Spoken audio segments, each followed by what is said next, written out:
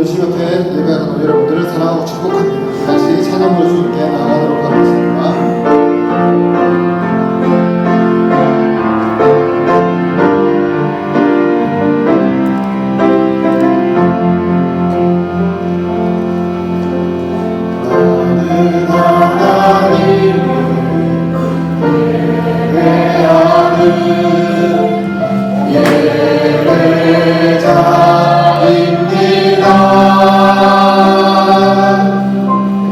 내가 서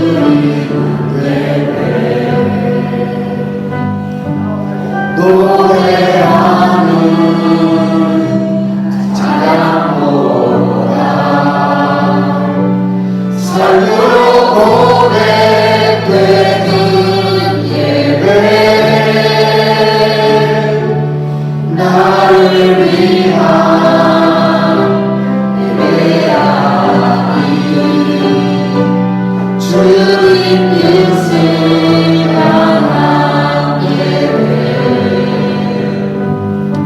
내 맘과 정성 다하여서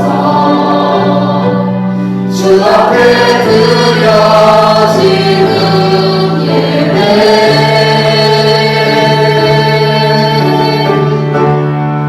주 앞에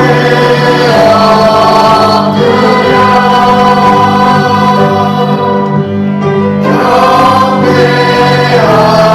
경배합니다. 온전한 예배 내 맘의 예배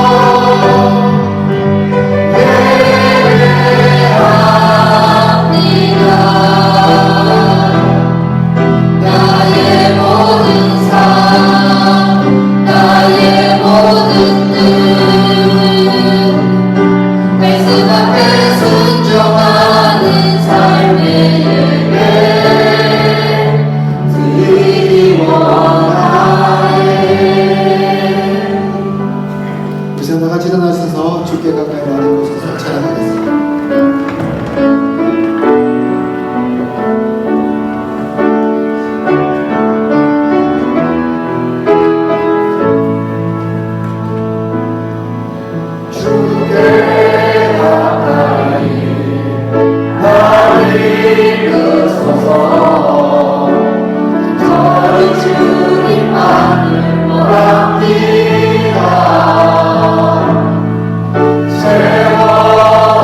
채워주소서. 주의 사랑은 진정한 찬양 드릴 수 있도록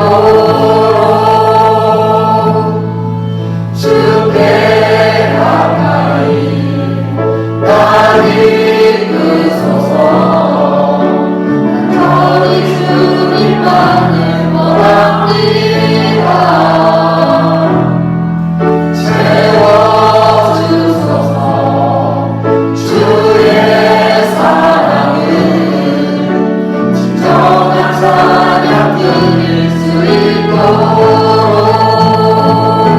목마른 나의 영혼 주를 부르니 나의 맘 만져 주소서. 주님만을 원합니다. 더 원합니다. 나의 맘 만져 주소서. 목마른 나의 영혼 주를 부르니 나의 맘 만져 주소서. 주님만을 원합니다. 더 원합니다. 나의 맘 만져 주소서. 아무것도 염려하지 말고 다만 모든 일에 기도와 간구로 너희 구할 것을 감사함으로 하나님께 아뢰라. 그리하면 모든 지각에 뛰어난 하나님의 평강이 그리스도 예수 안에서 너희 마음과 생각을 지키시리라. 아멘. 거룩하고 자비하신 하나님 아버지를 감사합니다. 지난 주간도 우리 성도들 주님의 장중에 붙들어 주시고 이 거룩한 주일 아침 주님 앞에 모여 예배자로 서게 해주셔서 감사합니다. 하나님 아버지, 지난 한 주간의 삶을 돌아보면 모든 것이 주님의 은혜였음을 고백합니다. 오늘 우리가 그 은혜에 감사하며 주님의 보좌 앞으로 나아갑니다. 사랑의 주님, 이 예배의 자리에 좌정하여 주셔서 홀로 모든 영광과 존귀를 받아 주시옵소서. 성령 하나님, 오늘도 우리와 함께하여 주셔서 우리를 성령으로 충만케 하여 주시고 진리의 말씀을 들을 때 깨닫게 하여 주시고 또한 한 주간 살아갈 때 이 말씀이 기억나게 하여 주셔서 말씀대로 살아감의 축복과 은혜도 누리게 하여 주시옵소서. 이제 예배를 시작합니다. 순서마다 주님께서 우리에게 은혜 베풀어 주실 줄로 믿사옵고 예수님의 이름으로 기도드립니다. 아멘. 다같이 찬송가 36장 같이 드리겠습니다.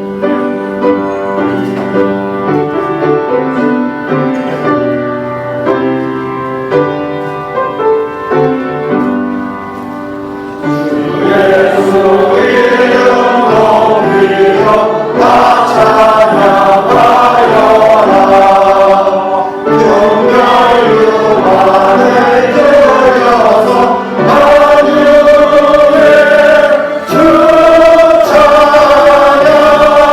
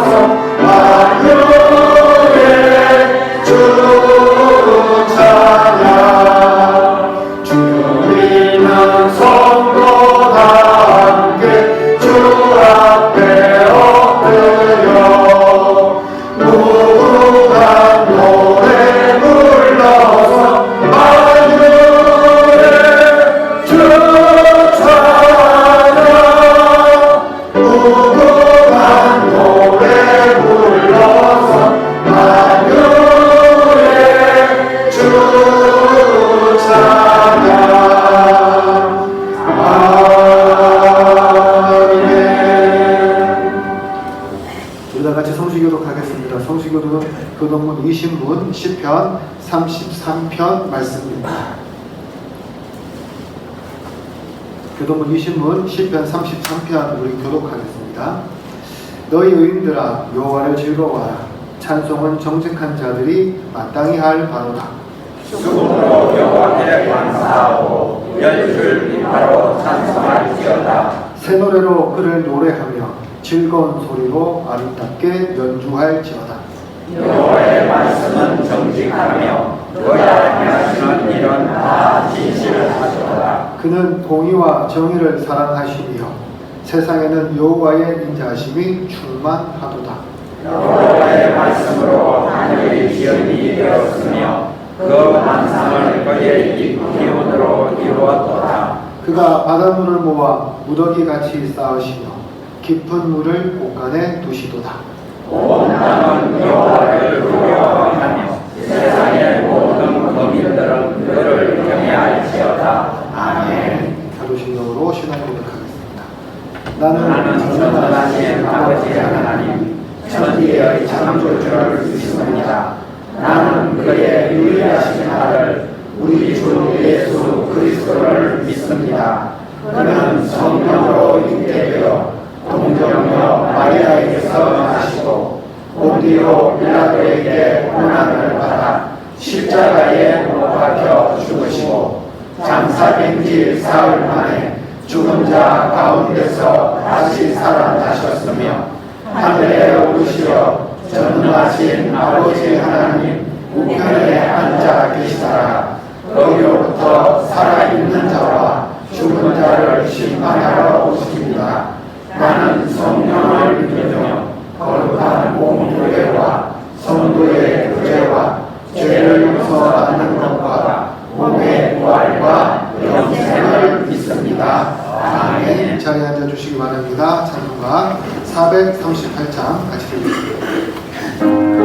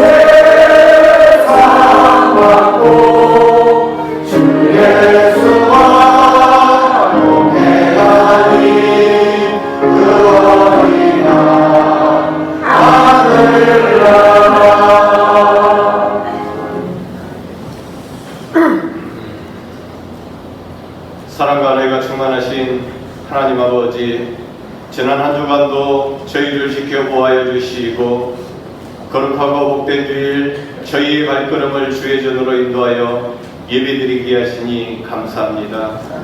이 시간 세상 모든 염려와 무거운 짐을 내려놓고 오직 주님만을 바라보며 신령과 진정으로 예배드리게 하옵소서. 지난 한 주간의 삶을 되돌아봅니다. 우리를 지혜에서 구원하신 주님 앞에 고개를 숙입니다. 우리의 삶이 하나님의 자녀라 일컬음을 받으면서도 세상의 유혹에 흔들렸고 우리의 약함과 불순종으로 인해 온전히 빛과 소금의 역할을 감당하지 못했습니다. 말과 행동으로 다른 사람에게 상처를 주었습니다. 주님, 저희의 모든 죄를 십자가의 보혈로 깨끗게 씻어 주옵소서. 그리하여 십자가 앞에서 다시 평안과 기쁨을 누리게 하옵소서. 우리 교회를 위해 기도합니다. 사람의 생각과 방법이 앞서는 교회가 아니라 성령께서 친히 다스리는 교회가 되게 하옵소서. 모든 사역이 사람을 드러내는 것이 아니라 오직 하나님의 영광을 나타내는 통로가 되게 하옵소서. 예배와 말씀과 기도 안에서 상한 마음이 치유되게 하시고 서로를 사랑하고 품어주는 교회가 되게 하옵소서. 다음 세대를 위해 기도합니다. 무더운 여름 속에서 자녀들의 안전을 지켜주시고 말씀 안에서 바른 가치관을 배우게 하옵소서. 부모들에게 사랑과 지혜를 주시고 청년들에게는 두려움을 이길 소망을 주시며 어르신들에게는 건강과 평안의 허락을 허락하여 주옵소서. 우리나라를 긍휼히 여겨 주옵소서. 혼란하고 어려운 가운데 있는 이 나라를 불쌍히 여겨주시고 정의와 진리가 강물처럼 흐르는 사회를 만들어가게 하옵소서. 지도자들에게 지혜를 주시고 약하고 소외된 이웃을 돌보는 사회가 되게 하옵소서. 사랑의 하나님, 육신의 질병으로 고통받는 성도들을 기억하여 주시고 치유의 손길을 베풀어 주옵소서. 경제적인 어려움으로 염려하는 가정에는 하늘의 공급하심을 허락하시고 마음의 상처와 슬픔으로 눈물 짓는 영혼들에게는 위로와 회복을 허락하여 주옵소서. 병상에 있는 성도들과 연로하신 어르신들을 붙들어 주시고 청년들에게는 비전을, 자녀들에게는 믿음을, 모든 가정에는 화목과 평안을 허락하여 주옵소서. 말씀을 듣습니다. 말씀을 전하시는 목사님, 영육간의 강건함과 성령의 충만함을 더하여 주옵소서. 선포되는 말씀이 사람의 지혜가 아니라 하나님의 권세와 능력으로 나타나게 하옵소서. 선포되는 말씀을 통하여 우리의 심령이 새롭게 되게 하시고 회개의 역사가 일어나게 하시며 믿음이 회복되고 삶이 변화되는 은혜를 허락하여 주옵소서. 교회와 예배를 위해 헌신하는 손길들을 기억하여 주옵소서. 차량 안내, 주차, 방송, 주방공사, 교상 등 보이지 않는 곳에서 헌신하는 모든 손길 위에 하늘의 위로와 세움을 더하여 주옵소서. 맡겨진 사명을 기쁨으로 감당하게 하시고 섬길수록 더욱 겸손해지며 낮아질수록 더욱 주님의 마음을 닮아가는 충성된 일꾼이 되게 하옵소서. 찬양으로 영광 올려드립니다. 찬양으로 영광 올려드리는 할렐루야 찬양대의 찬양을 함량하여 주시고 듣는 성도들에게는 위로와 소망을 허락하여 주옵소서. 오늘 이 예배를 통하여 하나님 홀로 영광 받아 주시고 우리 모두에게는 은혜와 평강으로 충만하게 하옵소서. 이 모든 말씀 우리의 구원이시고 영원한 소망 되시는 예수님의 이름으로 기도드립니다. 아멘.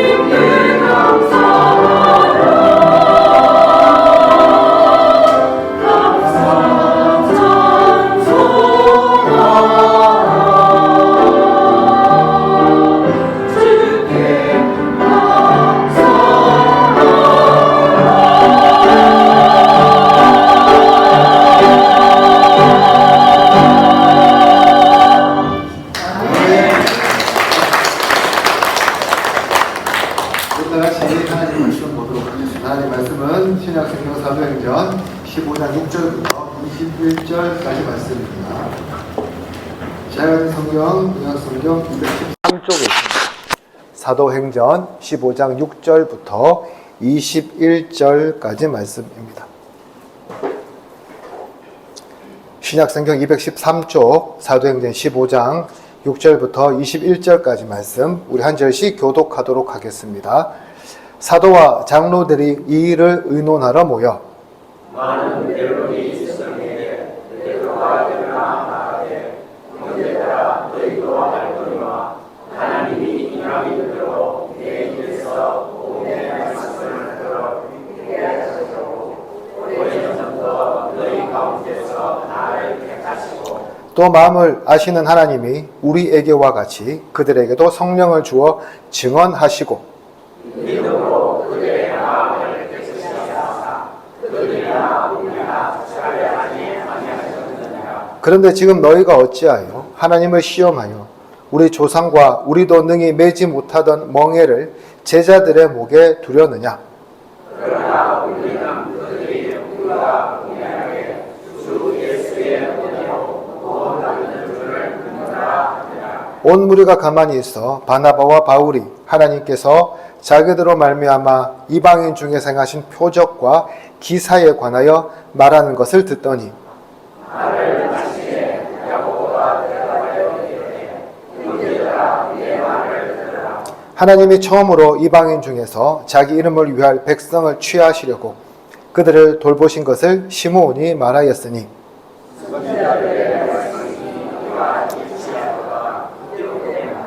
이후에 내가 돌아와서 다윗의 무너진 장막을 다시 지으며 또 그 허물어진 것을 다시 지어 일으키리니 이는 그 남은 사람들과 내 이름으로 일컬음을 받는 모든 이방인으로 주를 찾게 하려 하니라 하셨으니 즉 예로부터 이것을 알게 하시는 주의 말씀이람과 같으니라. 그러므로 내 견해는 이방인 중에서 하나님께로 돌아오는 자들을 괴롭게 하고 다만 우상의 더러운 것과 음행과 목매어 죽인 것과 피를 멀리하라고 편지하는 것이 옳으니 이는 예로부터 각 성에서 모세를 전하는 자가 있어 안식일마다 회당에서 그 글을 읽음이라 하더라. 아멘.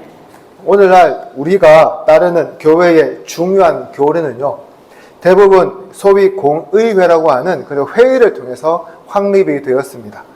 대표적인 회의를 말씀드려보자면 이 삼위일체 교리의 기틀을 마련한 니케아 공의회라는 것이 있고요. 또 예수님께서 인간과 동시에 하나님이심을 확인한 칼게톤 공의회라는 것도 있고요.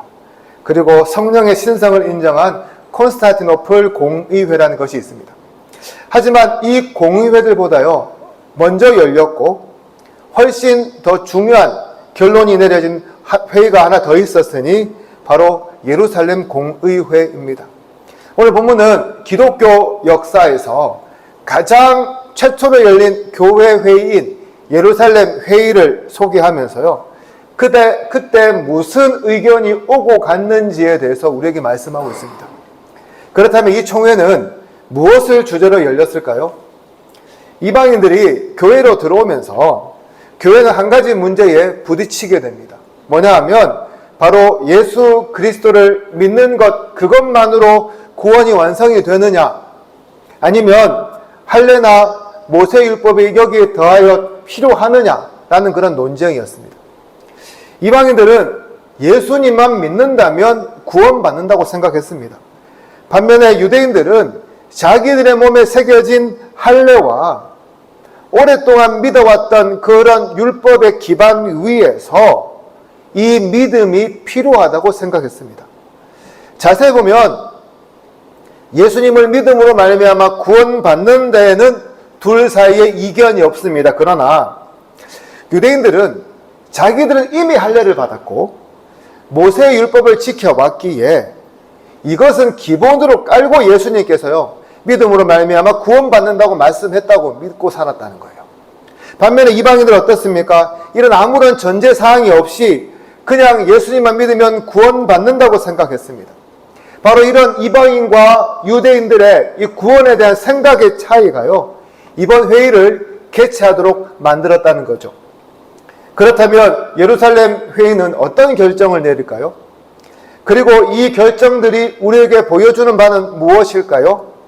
함께 예루살렘 회의가 어떤 과정을 통해 진행되었는지를 살펴보면서 하나님께서 주신 은혜를 나누기를 소망합니다.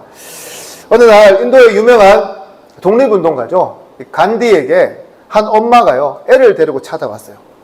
그리고 찾아와서 이렇게 부탁했습니다. 간디 선생님, 우리 애가 사탕을 너무 좋아하는데 선생님께서 사탕 먹지 말라고 말씀하면 이 아이가 끊을 것 같으니까 그 말씀 한마디만 해주세요라고요. 그때 간디가 뭐라 말했냐면 예 그렇게 하겠습니다 하는 것이 아니라요 2주 뒤에 찾아오세요 이렇게 이야기를 했어요.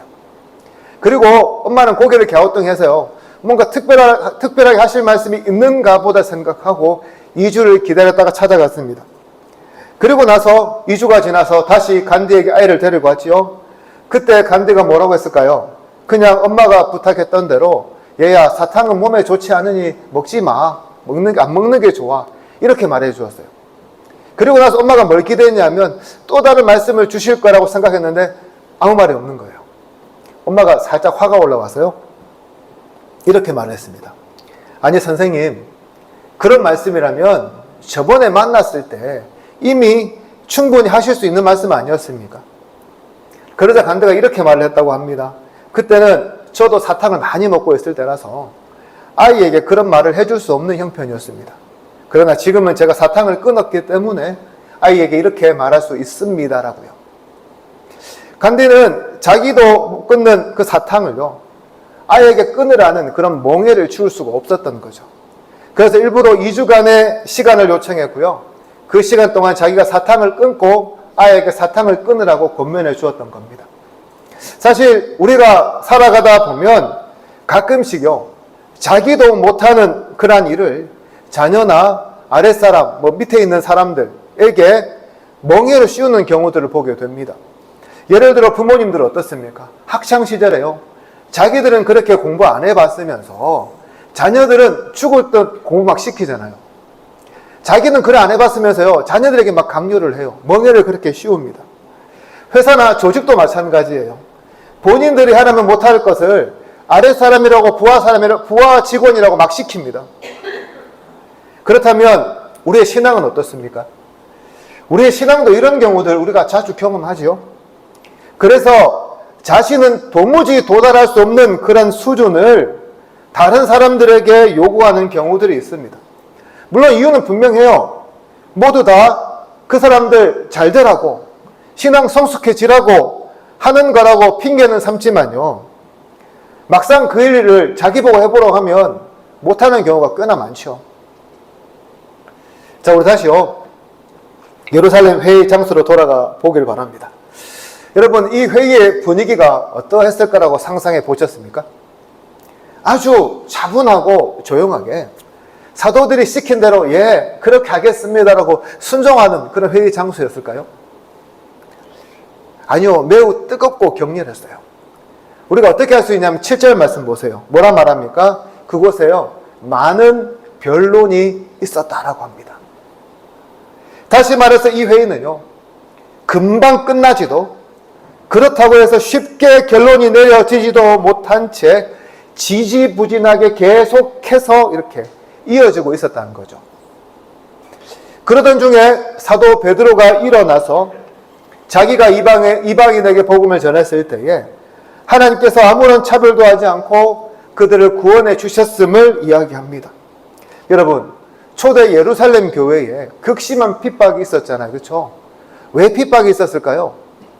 예수님께서 사도행전 1장 8절에서 뭐라 말씀합니까? 예루살렘과 사마리아와 땅끝까지 이르러 내 증인이다라고 하셨는데, 이 예루살렘에 있는 사람들이 예 주님 우리는 여기가 좋사옵니다 하고 도무지 흩어질 생각을 안 했거든요. 다시 말해서 이방인에게 복음을 전할 생각을 하지 않고 그곳에 머물러 있으니까 하나님께서 강제로 핍박을 통해서 그들을 흩으셨던 거예요. 왜 그들이 나가지 않았을까요?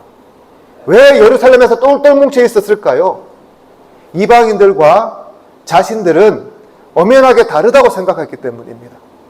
다시 말해서 이방인들과 자기들 사이에는 엄연하게 차별이 존재한다고 믿었어요. 어떤 차별일까요? 자기들은 구원을 받지만 이방인들은 구원받지 못하는, 다시 말해서 이방인과 유대인 사이에는 구원에 있어서 엄청난 차별이라는 골이 존재한다는 거죠. 왜 이런 차별이 있다고 믿었을까요? 자기들은 뭘 가지고 있습니까? 율법을 가지고 있어요. 또 뭘 있습니까? 몸에 할례가 새겨져 있어요. 그러니 어떻습니까? 이방인들도 구원받으려면 어떻게 해요? 우리처럼 되어야 한다는 거예요. 우리처럼 되려면 뭐가 필요합니까? 할례도 받아야 되고요. 율법도 지켜야 하잖아요. 그러니까 유대인들이 뭐라 그럽니까? 구원받기 위해서 예수님을 믿는 것으로는 충분하지 못하고 율법도 지키고 할례도 받으라고 말했던 거죠. 그런데 베드로가 뭐라고 합니까? 자기가 이방인 고넬료죠. 이방인에게 복음을 전해보니까요. 할례를 받고 율법을 지키는 유대인이나 그렇지 않은 이방인들이나 예수님 믿으니까 똑같이 그것도 차별 없이 구원을 받더라는 겁니다. 그동안 그들이 신주 단지처럼 모셔온 그 생각이요. 완전히 거짓말이었다는 거예요. 그러면서 중요한 말 한마디 더 붙입니다. 뭐라고 합니까? 10절이에요. 이렇게 말씀하죠. 그런데 지금 너희가 어찌하여 하나님을 시험하여 우리 조상과 우리도 능히 매지 못하던 몽해를 제자들의 목에 두려느냐. 무슨 말입니까? 제발 우리나 조상들도 감당하기 힘들었던 이 몽해를 이방인들에게는 씌우지 말자는 말이에요. 여러분, 몽해가 무엇입니까? 벗어나기 힘든 굴레나 속박을 의미합니다. 여러분, 멍에 쓰고 기뻐할 분 계십니까? 멍에 쓰고 즐거워할 분 계세요? 아무도 없으세요? 왜요? 멍에 쓰면요, 몸을 조여오는 고통만 느끼기 때문에 그렇거든요. 빨리 벗어버리고 싶은 거죠. 누구나 쓰고 싶은 게 멍에가 아니라는 거예요.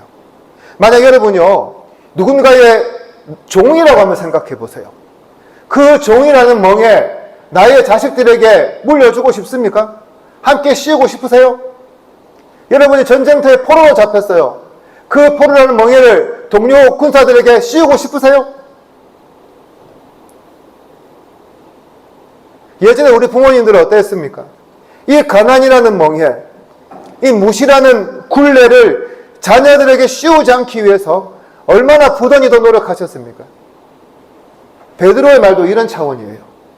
우리가 멍에를 여기고 고통받았던 것을 왜 이방인에게도 씌우려고 하느냐는 거죠. 그것도 구원이라는 이름으로 왜 이것을 행하자고, 왜 고집 부리냐고 말하고 있는 겁니다. 사랑하는 성도 여러분, 오늘날도 우리 주변에 보면 자기만의 조건으로, 자기들은 지킨다는 이유로 다른 사람에게 멍에와 같은 것들을 구원의 조건으로 제시하는 것을 우리가 봅니다. 그런데 그냥 지키라고 하지 않지요. 이런 말로 강요를 해요. 어떻게 강요합니까? 이거 안 하면 지옥 간다. 이거 안 하면 구원 못 받는다. 여러분, 혹시 이런 말을 듣거나 혹시 누군가에게 해보지 않으셨습니까? 하지만 이런 말들이요, 아무리 누군가를 신앙으로 성숙하게 만들기 위한 목적으로 한다고 하지만 결코 이런 말 함부로 해서는 안 됩니다. 이것이야말로요, 오늘 본문에서 베드로가 지적하고 있는 바로 그 멍에이기 때문이에요. 그럼에도 불구하고요, 오늘날 이런 말들이 난무하는 곳이 바로 한국 교회임을 우리가 부정할 수가 없습니다. 예전에 어떤 목사님께서요, 자기 말대로 따라주지 않으면 생명책에서 이름을 지워버린다는 말을 제가 듣고요, 깜짝 놀랐던 적이 있어요. 아니, 자기 말과요, 구원이 무슨 상관이 있을까요? 어떤 분들은 자기들 입장에 서지 않으면 저 사람들은 그리스도인이 아니라고요 이야기를 해요. 그런데 여러분, 자기들 입장에 서지 않는다고 함부로 그렇게 매도해도 되는 겁니까? 자기 입장에 동조하지 않는다고요 그렇게 저주를 퍼부어도 되는 걸까요? 여러분, 그것과 구원이요 무슨 상관이 있어요? 구원과 아무 상관이 없는 말이잖아요. 그렇다면 무슨 말이에요? 우리가요 그 말을 듣고 마음에 멍해를 질 필요가 없다는 거예요. 그런 말 안 따른다고 지옥 갈 일도 없고요 저주받을 일은 더더욱 없는 거죠. 왜냐하면 구원은 사람의 뜻에 따르는 것이 아니라 어떤 협박에 못 이겨서 순종하는 것이 아니라 오직 예수 그리스도를 믿음으로 이루어지고요 완성되기 때문이에요. 그렇다면 왜 사람들이 이런 말도 안 되는 협박에 이러한 저주에 미혹당합니까? 왜 사람들이 자꾸만 이런 말로 사람들을 세뇌시킵니까? 여러분, 왜 사이비 종교가 판치는지 아세요? 교주가요 나와는 다른 존재라고 생각하기 때문이거든요. 그렇게 세뇌하는 사람들이 나와는 차원이 다른 존재, 하나님의 더 특별한 사랑을 받고 더 큰 능력을 가졌다고 믿기에 정말 말도 안 되는 소리에 겁을 먹고 미혹당하고 스스로 그 멍에를 쓰는 거예요.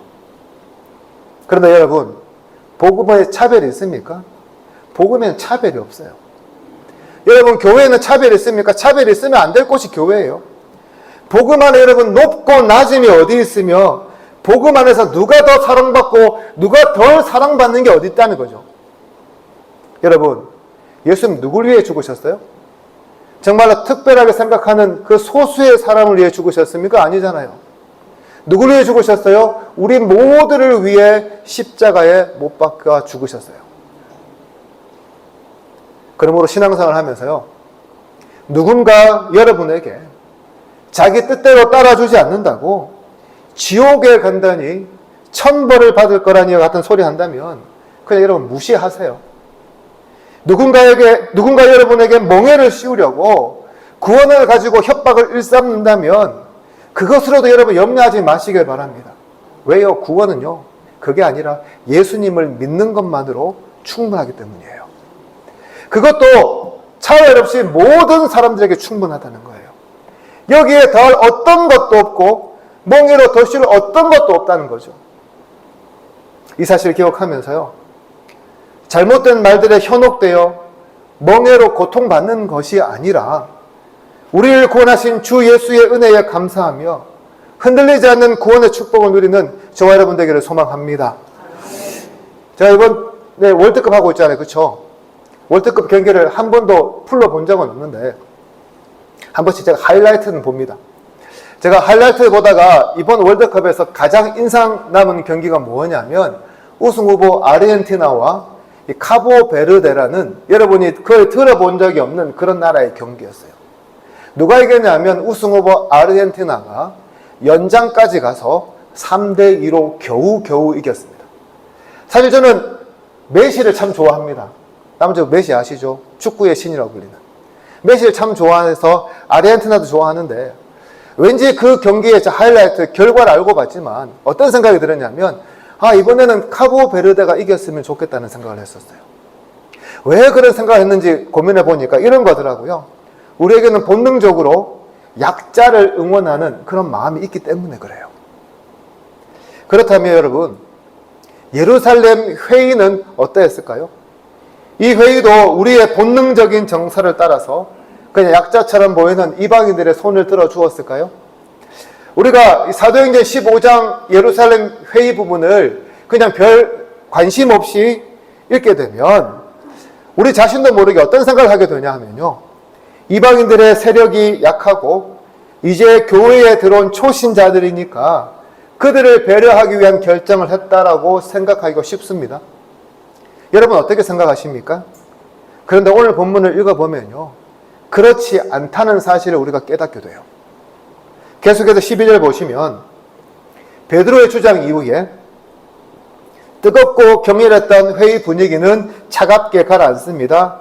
그리고 그 분위기 속에서 바나바와 바울이 바른 기회를 얻어서요 하나님께서 자기들로 말미암아 이방인 중에서 행하신 표적과 기사에 대해서 보고합니다.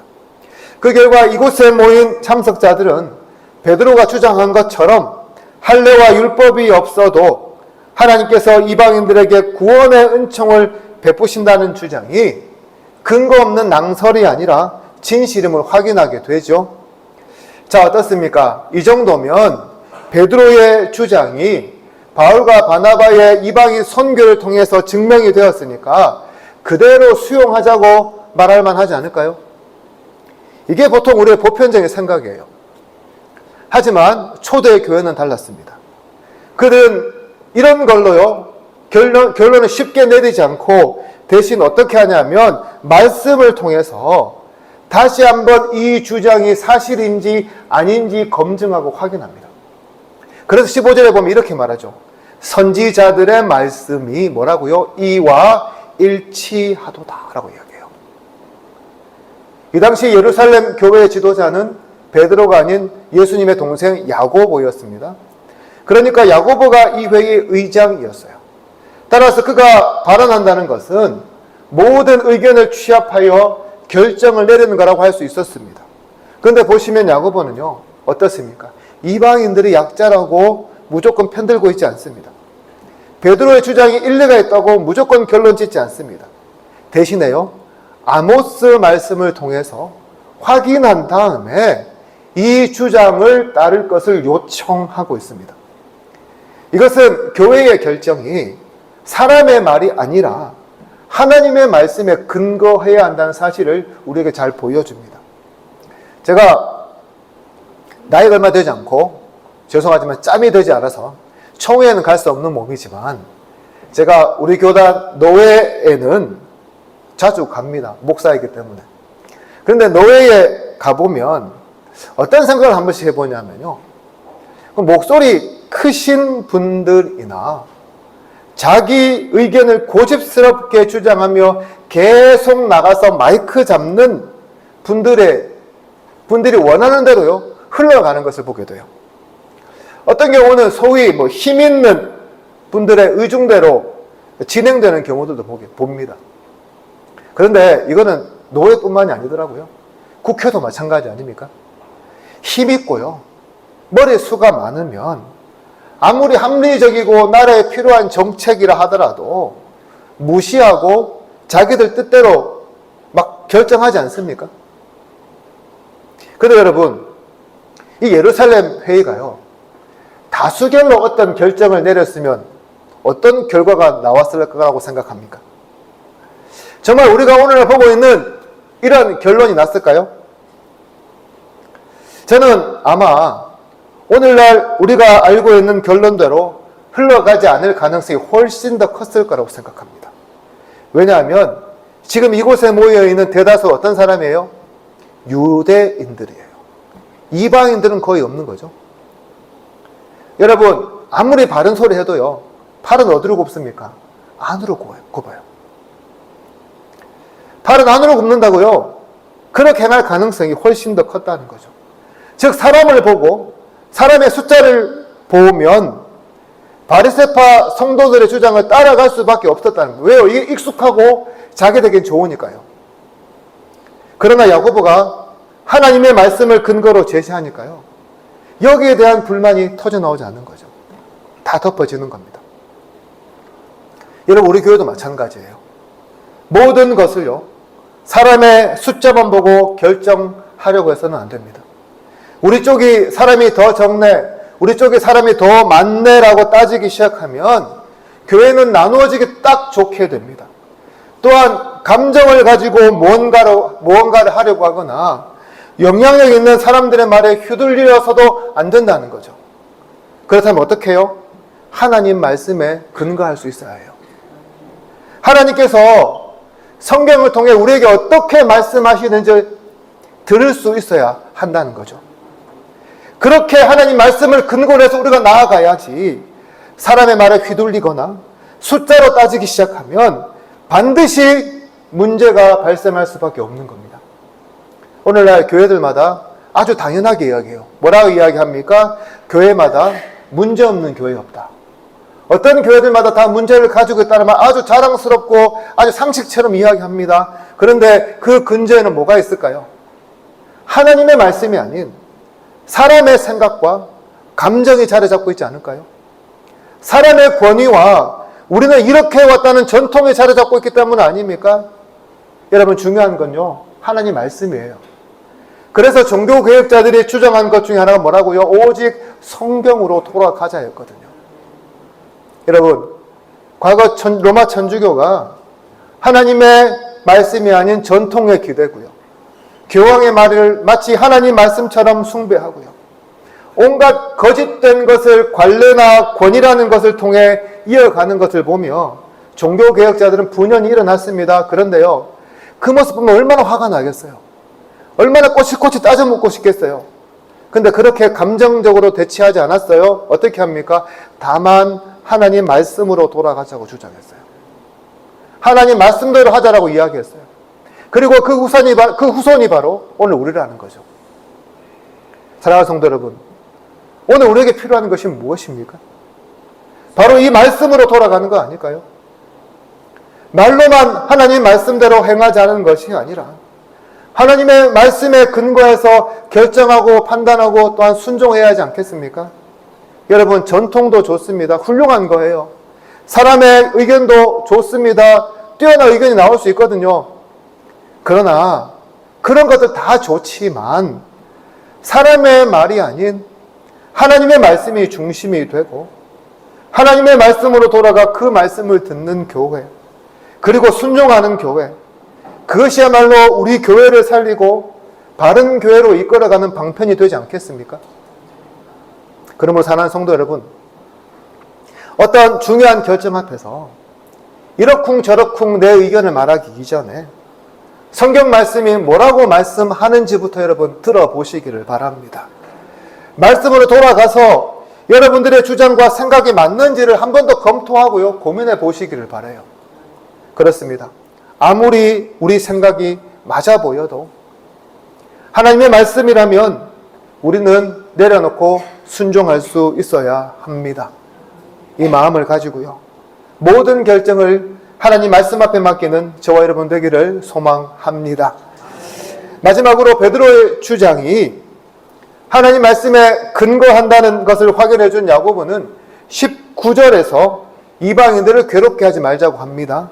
다시 말해서 이방인들이 하나님께로 돌아오고 있다면 그들에게 할례와 율법의 멍에를 메워 괴롭게 하지 말라는 거예요. 즉 베드로의 말에 힘을 실어주고 동조하는 겁니다. 자, 어떻습니까? 이제 모든 결론이 내려졌어요. 이대로 선포하고 끝하면 될 것 같습니다. 하지만 야고보는 여기에서 끝내지 않고요, 4가지의 권고사항을 말하면서 이것을 삼갈 것을 요청합니다. 20절 말씀 보십시오. 이렇게 말씀하죠. 다만 우상에 더러운 것과 음행과 목매어 죽인 것과 피를 멀리하라고 편지하는 것이 옳으니. 예루살렘 회의는 베드로의 주장이 원칙적으로 옳다고 결정하였습니다. 하지만 이 결정을 내리기 이전에 해결해야 할 한 가지 문제가 남아 있었어요. 뭐냐 하면 바로 유대인들과 이방인 그리스도인 사이의 관계 문제였습니다.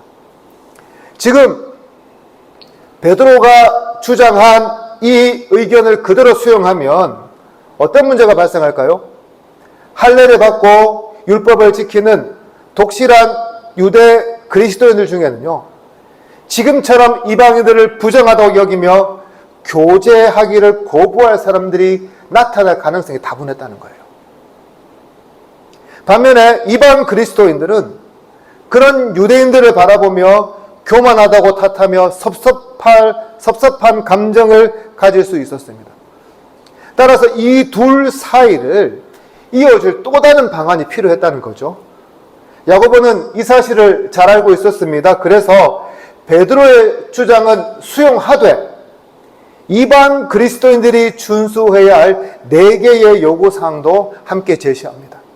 이 4가지는 대체로 어떤 거냐면 유대 문화 속에서, 즉 유대인들의 이방 문화를 볼 때 가장 싫어하고 가장 꺼려하는 그런 것들이었어요. 주로 우상 숭배하는 것, 식탁 교제하는 것, 그리고 거룩한 삶과 관련된 문제들이었죠. 하지만 야고보가 제시한 이 조항들은 야고보가 급작스럽게 만든 것은 아니었습니다. 예로부터 유대 땅에서 유대인들과 함께 살아가고자 원하는 모든 이방인들이 꼭 지켜야만 하는 조항으로 대대로 내려온 것들이었어요. 즉 생뚱맞은 것이 아닙니다. 유대인들도 수용 가능하면서 동시에 이방인들도 멍해로 받아들이지 않는 최소한의 가이드라인이었다는 거예요. 그런데 여기서 우리가 기억해야 할 것은 야고보가 권고한 이 사항이 구원에 필요한 조건으로 추가된 것이 아니라 유대인과 이방인들을 화합시키기 위한 조치에 불과했다는 것이었습니다. 다시 말해서 이것을 꼭 지켜야 구원받는다는 말이 아닙니다. 함께 연합하기 위해서 유대인들도 이만큼 양보하니까 이방인들도 이 정도는 지켜줬으면 좋겠다는 그런 권고사항이었어요. 제가 얼마 전 인스타그램이라는 것을 보다가 한 고속버스에서 일어난 영상이 뜨길래 그것을 보았어요. 어떤 거냐면 그 버스를 타잖아요. 그렇죠? 20대 한 여성이 운전기사 바로 뒤에 앉아가지고 의자를 최대한 뒤로 눕혔습니다. 완전 누운 거죠. 그렇게 되면 어떤 문제가 발생할까요? 뒤에 앉아있는 사람이요, 앉아가기 힘듭니다. 그래서 이야기를 했겠죠. 제발 좀 세워달라고. 그러니까 이 20대 여자가 끝까지 거부합니다. 뭔 소리 하냐고, 내 권한인데. 그러니까 기사에게 도움을 요청했어요. 기사가 또 이야기합니다. 이렇게 앉아가면 뒤에 손이 불편하니까 눕지 말라는 거 아니에요. 조금만 세워달라고 이야기를 했어요. 그때 이 여성이 뭐라고 말했냐면, 의자가 이만큼 눕혀진다는 것은 내가 이만큼 누워도 된다는 거 아니냐고. 왜 내 권리를 박탈하느냐고. 나는 이렇게 누워 가겠다고 고집하는 영상이 떴거든요. 보면서 한숨이 막 나오더라고요. 꼭 저렇게까지 해야 하나, 이런 생각들이요. 우리가 알다시피 이방인들은 믿음으로 말미암아 구원을 받았다고 믿었습니다. 하지만 유대인들은 그 믿음에 더하여 할례도 받고 율법도 지켜야 구원받는다고 생각했습니다. 이제 결론이 어떻게 났죠? 그런데 이방인들의 방법이 맞다고 결론이 났습니다. 자, 우리라면 어떻게 할까요? 야, 유대인들, 이게 맞으니까 무조건 따라하라고 고집하지 않겠습니까? 하지만 예루살렘 교회의 결정은 달랐습니다. 한쪽이 맞다고 무조건 강요하는 것이 아니라 반대쪽에 있는 그런 사람들의 마음도 살피며 상처받지 않는 차원에서 배려하는 방법을 선택했고요. 이것이 바로 4가지 금지 규정이었어요. 그렇습니다. 교회는 옳은 결정을 내렸다고 해서 그것으로 모든 책임이 끝났다고 생각해서는 안 됩니다. 그 결정으로 어려움을 느낄 사람들의 마음도 살피고 배려할 수 있어야 합니다. 왜냐하면 그래야 그 결정도 은혜가 되기 때문이에요. 여러분, 은혜라는 것은 내가 옳다고 해서 아무데나 할 수 있고 방종하는 것이 아닙니다. 은혜라는 것은 나 혼자만이 아니라 다 함께 누릴 때 진정한 은혜가 되는 거예요. 다시 말해서 절제함을 통해서 더욱 커져가는 것이 뭐라고요? 은혜라는 거죠. 그렇다면 이 회의의 결과는 무엇입니까? 결국 이방인들과 유대인들이 서로 조금씩 양보하여 교회의 결정을 따릅니다. 다시 말해 모두가 100% 만족한 결과는 아니었지만 은혜로 아름다운 결과를 도출해냈던 거예요. 오늘날도 가끔씩 자기의 의견이 무조건 맞다고 고집하는 분들이 계십니다. 그런 방식으로 다른 사람들에게 멍해를 씌우려고 합니다. 그러나 교회는 어떻게 보면 의견이 아니라요, 절제로 세워가야 하는 것이에요. 그래서 할 말이 많아도 때로는 참을 수 있고 배려할 수 있어야 합니다. 그러지 않고 한쪽으로만 기울어서 반대편에 상처받을 사람들을 방치한다면 그건 역시 주님께서 기뻐하시는 모습이 아니라는 거죠. 오늘 우리 지대포 제일교회의 모습은 어떻습니까? 보시기에 따라서요, 우리 교회 참 좋다고 말씀하실 분도 계시고 그렇지 않다고 말씀하실 분도 계시겠죠. 그러나 여러분, 교회는요, 좋고 나쁨이 아니라 참고 이해하고 절제하는 것이 또한 필요한 곳입니다. 내 마음대로가 아닌 다른 상도들의 형편도 이해하고 배려하는 곳이 바로 교회라는 거예요. 그러므로 사랑하는 성도 여러분, 우리 교회가요, 무조건 내 방식대로 내가 지금까지 해온 대로 이어져 와야 한다는 생각이 있다면 여러분 조금만 내려놓으시기를 바랍니다. 그러지 마시고 교회 전체를 위해서 때로는 절제하고 때로는 참아주시기를 부탁드립니다. 이렇게 서로를 보듬고 절제함을 통해서 예루살렘 교회처럼 우리 교회도 아름다운 하나됨을 만들어 가기를 주님의 이름으로 축복합니다. 이제 말씀을 정리합니다. 예루살렘 회의는 구원은 오직 예수 그리스도를 믿음으로 완성된다는 것을 결정하였습니다. 그러나 그 결정의 과정은 더욱 특별했습니다. 약자라고 손을 들어주는 것이 아니라 오직 말씀에 근거해서 투명하게 이 결정이 옳음을 증명했습니다. 하지만 이 결정으로 인해 마음에 상처받을 유대인들에 대한 배려도 잊지 않았습니다. 그래서 이방인들에게 네 가지 금해야 할 것을 권면하며 이 방침에 따라줄 것을 부탁했습니다. 그러므로 사랑하는 성도 여러분, 교회는 사람에게 멍해를 지우는 곳이 되어서는 안 됩니다. 말씀으로 바르게 서고 사랑으로 서로를 품고 절제하며 은혜 안에서 함께 살아가는 그런 공동체가 되어야 합니다. 그렇습니다. 멍해가 아니라요, 은혜가 우리를 살립니다. 멍해가 아니라 은혜가 교회를 하나 되게 합니다.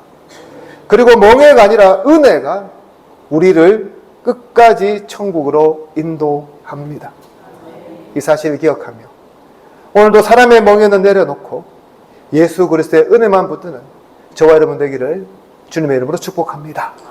기도드리겠습니다.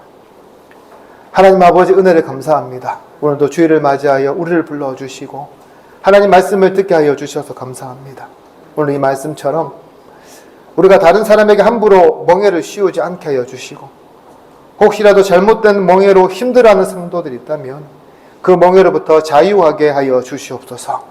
또 우리의 모든 판단과 결정이 사람의 뜻이 아니라 하나님의 말씀이 되게 하여 주시고 또 서로를 배려하며 절제함으로 교회를 더욱 아름답게 세워가게 하여 주시옵소서. 감사드리며 예수님 이름으로 기도드립니다. 아멘. 다 같이 말씀을 생각하며 찬송가 310장 같이 드리겠습니다.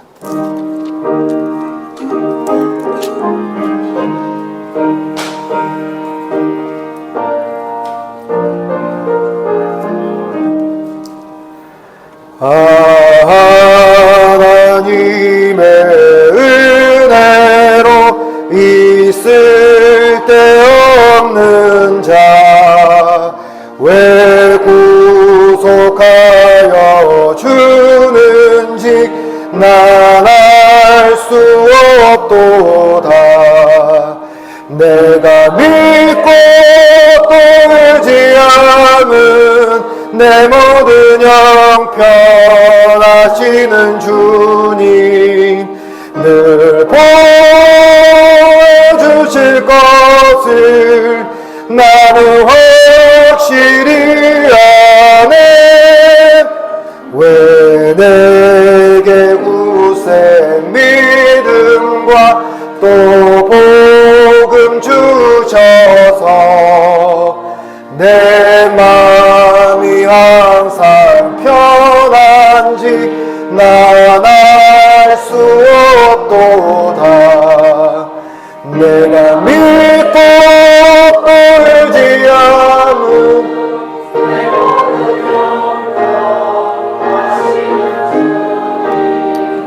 늘 보여주실 것을 나는 확실히 아네. 왜 내게 성령 주셔서 내 마음 감동해 주 예수 믿게 하는지 난 알 수 없도다. 내가 믿고 또 의지하는 영평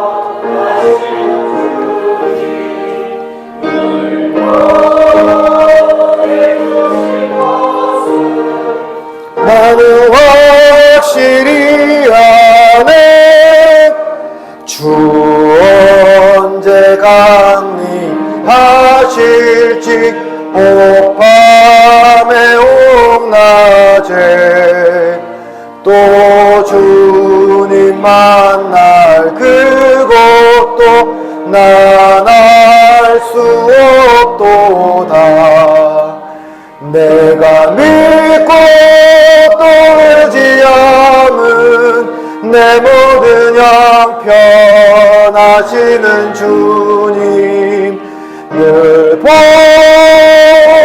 보여주실 것을 나는 확실히 아네. 우리 모든 것 되신 주님 은혜를 감사합니다. 오늘 우리 성도들 주님 사랑하는 마음으로 예배의 자리로 불러주시고 우리가 가진 것 중에 구별하여 주님께 예물로 드립니다. 이 예물을 기뻐 받아주시고 주님의 나라를 위해 귀하게 쓰임받게 하여 주시옵소서. 특별히 드린 손길 위에 복의 복을 다하여 주셔서 하늘 문을 여시고 축복해 주시며 이 땅에서 남에게 구워줄지라도 꾸지 않는 풍성한 삶을 누리게 하여 주시옵소서. 이번 한 주간도 살아갈 때에 우리 성도들 안전하게 지켜주시고 특별히 육체의 질고로 고통받는 분들에게 회복의 은총을 다하여 주시며 공부한 학생들에겐 지혜와 총명을 그리고 모든 문제는 예수 그리스도께 기도함으로 해결받는 은혜가 넘치게 하실 줄로 믿사옵고 예수님 이름으로 기도드립니다. 아멘. 광고 말씀드리겠습니다. 기도로 세워지는 교육신 여러분들을 주님의 이름으로 환영합니다. 오늘 오전 예배 후에 바로 정기 재직회가 있습니다. 그러니까 재직분들은 빠지지 마시고 참여하여 주시기를 부탁드립니다. 그리고 구역 모임은 지난주부터 방학을 했는데요. 방학 동안에는 이 전도회별로 좀 모이셨으면 좋겠어요. 모이셔서 이 성경 공부도 같이 하시고 함께 교제하는 그런 시간을 가져주시기를 또한 부탁드립니다. 이 시간 다 같이 일어나셔서 찬송가 54장 같이 드리겠습니다.